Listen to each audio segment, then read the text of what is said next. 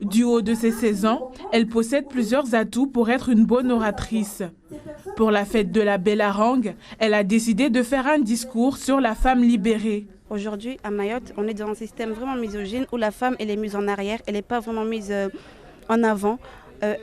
On la cache beaucoup trop souvent, on ne la laisse pas parler, on ne lui donne pas la parole pour parler de son ressenti. Et aujourd'hui, j'ai voulu parler de cette femme forte, parce que ce soit une femme ou un homme, on a tous le droit de parler et de parler de ce que l'on veut.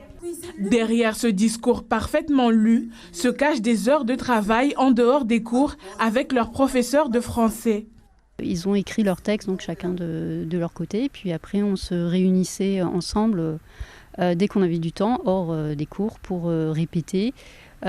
Pour se filmer aussi, puisque les élèves se filment chez eux. On a un petit groupe WhatsApp, donc on peut communiquer les vidéos. Donc moi, je regarde et je leur dis ce que j'en pense. Car oui, libre à celui qui pense être libre. Touflati, elle, a plutôt opté pour le thème de la liberté. Présente à chaque instant lors de son discours, elle a su vaincre sa peur et se mettre en scène.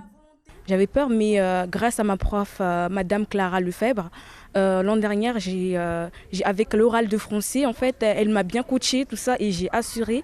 Et le fait d'avoir assuré, en fait, ça m'a mis plus confiance en moi.